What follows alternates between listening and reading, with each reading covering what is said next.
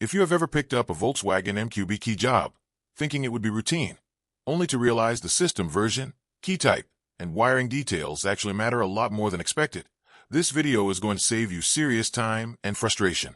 The 5C and 5D key systems used across modern Volkswagen Group vehicles look simple on the surface, but one wrong assumption or one wrong wire can permanently destroy a key and turn a profitable job into a costly lesson. Today we're breaking down how to add Volkswagen 5C and 5D keys using the Xhorse VVDI Key Tool Plus, based on real workshop experience, real user feedback, and updated software behavior that technicians are actually seeing in the field. Welcome back to Baabji Motors. I am Hussein, and this channel is all about practical automobile diagnostics, key programming, and workshop knowledge that actually works in the real world, not just on paper. As we get into this, just a quick heads up in a natural and honest way. This content is shared strictly for educational and informational purposes. It is meant to help technicians, learners, and automotive enthusiasts understand how the process works. Always follow manufacturer guidelines and local laws when performing any work on vehicles, and remember that trademarks belong to their respective owners. Here is the key question I want you to think about as you watch. Why do so many technicians damage 5C or 5D keys during programming, even when they're using the correct tool? Stick with me until the end, because there is one wiring detail that explains almost all of those failures, and most people still overlook it. Before touching the vehicle or the key, the first thing that matters is software. The VVDI Key Tool Plus must be properly updated, or options will simply disappear or behave unpredictably. In real-world use, the database version should be at least 100 or newer. The software mode needs to be set to 140, 142, or 143. On top of that, the programmer firmware should be 187 or 188. If you ever update and suddenly notice missing functions, that is usually not a compatibility issue. Batch updates can sometimes fail silently, so downloading and reinstalling the update package almost always fixes it. With the 143 update in particular, Xhorse made important improvements. 5C systems now support both original keys and VVDI XS series smart keys, whether they are locked or unlocked. 5D systems, which are newer and more secure, currently support original keys only. These updates cover the latest 5C and 5D keys used across Volkswagen, Skoda, Audi, Porsche, and related brands. At the moment, soldered reading is supported on the VVDI Key Tool Plus, and solder-free adapters are expected to be supported in future updates. It is also important to know that only the VVDI Key Tool Plus full version and the dedicated VG version support this function right now. Once the software side is confirmed, the actual key-adding process follows a clear navigation path. Inside the tool, you go to Immobilizer Programming, then Volkswagen, then select by type, then MQB instrument. From there, you choose the option to dismantle and read the key to obtain data. Depending on the system, you will select MQB 49 5C key disassembly reading or MQB 49 5D key dismantling and reading. This is where things start to separate experienced technicians from beginners. The connection stage involves physically attaching cables to the key circuit board, and this is where most irreversible mistakes happen.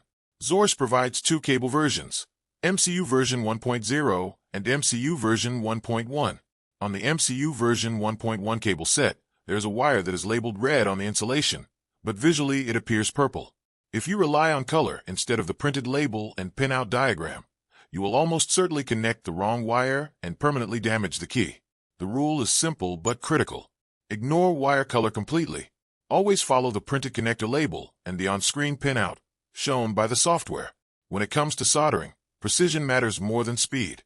The clock cables are extremely short by design and must never be extended.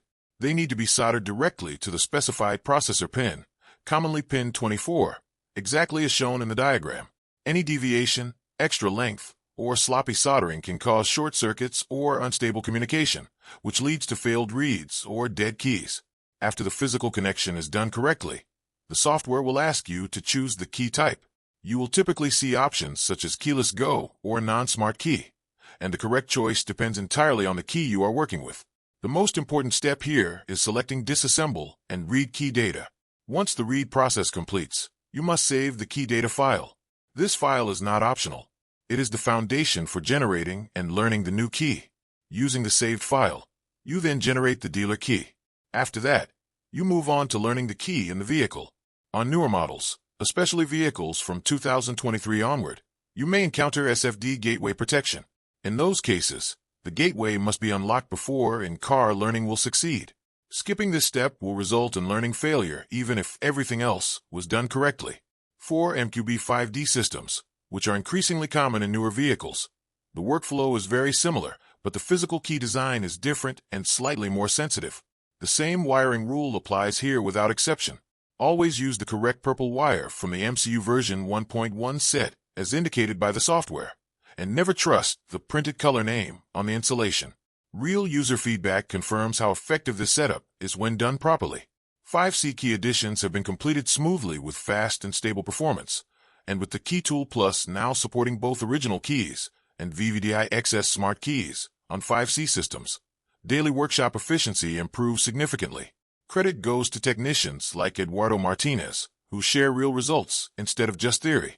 Now let us circle back to the question from the beginning. Why do most 5C and 5D key jobs fail or end in damaged keys? In my opinion, it almost always comes down to ignoring the wiring labels and trusting wire colors instead of diagrams. Once you respect that detail, the entire process becomes predictable and repeatable. If you have a different experience or a trick that saved you on a tough MQB job, I would genuinely love to hear it. Drop your thoughts in the comments and let other technicians learn from it too. Here's a useful tip before you go. Always take high-resolution photos of your solder points before powering anything on. It takes seconds and can save hours of troubleshooting if something goes wrong. Let us set a simple goal on this video. 1,000 likes, 100 comments, and if you are not subscribed yet, hit that subscribe button. Only a small percentage of viewers are actually subscribed, and subscribing genuinely helps Baabji Motors grow, reach #1 in this niche, and continue producing detailed, research-driven content like this. These in-depth breakdowns take real time, testing, and effort, and your likes, comments, shares, and subscriptions directly support that work. If you see tools or products mentioned in the description, they may include affiliate links, which is an easy way to support the channel at no extra cost to you.